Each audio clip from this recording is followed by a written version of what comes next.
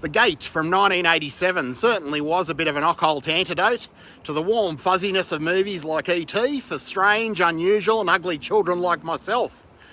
So this one was a bit of a yin and yang of 80s nostalgia and the kind of satanic panic that was prevalent at the time. Anyone that saw A Current Affair or Ray Martin remembers the satanic panic here in Australia, and I'm sure other news anchors pushed it elsewhere. So the basic premise of this one is simple yet effective. Basically, a couple of kids left home alone unwittingly open a portal to hell, unleashing demons, minions and all manner of netherworld entities. And pretty much every step of the way, they're making things worse for themselves with dubious advice gleaned from the record of heavy metal band Sacrifix. Sacrifix, of course, died in a plane crash after just one album, rather ominously. So this is a movie that really does need no introduction, probably doesn't need anything else said about it, but I will endeavour to. I mean, here it was a staple of home video, and I believe that in the United States it was probably a staple of late night cable TV. And it really does feel like a bit of a demonic counterpoint to movies like E.T. from the time. I mean, you have the new suburban housing estate full of families and hope, except that the place is visited upon by demons and demonic minions rather than benevolent aliens with glowing fingers. And the child actors in this one are remarkably less annoying than child actors usually are. I mean, you have Stephen Dorff, not to be confused with Stephen Dwarf or even Dorff on Golf. And he grew up to star in Blade and Cecil B. Demented and a bunch of episodes of True Detective from memory. And then there's Lewis Tripp or Louis Tripp, who plays young metalhead Terry. And he didn't do a lot after this movie other than The Gate 2, which I haven't seen in a lot of years and I'll have to check it out again. But this movie does feel more authentically nostalgic to people of my era than a lot of movies of the time.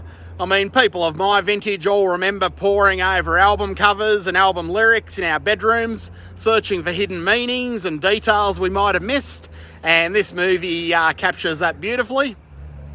Sadly, the young kiddies of today just don't get that on Spotify, not to mention the rest of us don't get it anymore on Spotify. And the effects in this one, especially those of the stop motion variety, are incredibly effective. They're timeless and pretty iconic. And the minions especially are amazing, and they featured pretty heavily on the VHS box art here in Australia. So tonally it is a very unusual movie, quite dark, even though it's pretty much a kid's movie for all intents and purposes. It really does feel like a nightmarish answer to E.T.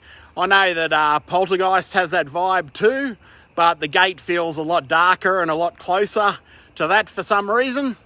I reckon it'd make a pretty good double bill with Tobe Hooper's Poltergeist. For some reason, these horror movies set in new housing estates are really effective. They have a really strong creep factor.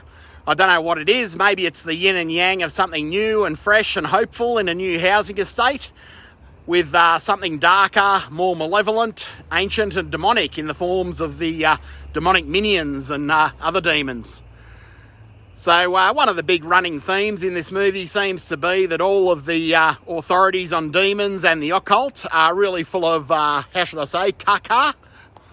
Because all the advice the kids follow from the so-called experts seem to backfire spectacularly upon them. And it also plays on the very accurate trope of kids kind of manifesting their own fears, as I think we all did as young whippersnappers when it came to everything from monsters in closets to sharks in swimming pools and even quicksand. Quicksand was a biggie when I was a kid for irrational fears. And today's no different. We live in fairly dark and uncertain times, and this movie's the perfect escape for 90 minutes of those dark and uncertain times. So recommend it even if just for that. It's a movie from a time where if what was happening didn't make much sense, you could probably reference a dubious book that came as part of the packaging of a heavy metal record and find the answers, even if, as I said, the answers are caca. And this one did also introduce minions to the world decades before Disney Pixar, so it's pioneering in that regard. Personally, I'll take the minions in The Gate over the Pixar ones any day of the week. They're far less annoying and may even be less demonic. So that, my friends, is The Gate. quite a cool little movie, quite a seminal horror movie in the childhoods of many horror fans, including myself. Wildly original for the time and for today, often imitated, never equaled. And you can see the influences that it's had on other things over the past few decades, but unfortunately many of those influences have never really captured the spirit of the Gate. So as we come into the sunlight, hope you enjoyed that look at one of the coolest demonic children's movies of the 1980s. Bit of a fairy tale for ugly children, as it were. The Gate, starring Stephen Dorff. Not to be confused with Stephen Dwarf or Dwarf on Golf. And I hope you've enjoyed this upload. If you're enjoying the content on the channel, do a brother a favour and like, share and subscribe. And comment below. Maybe you have some special memories of the Gate yourself that you'd like to share with us. That's what this channel's all about, hopefully, is building that sort of community where we can all reminisce. So until next time, stay safe and take it easy.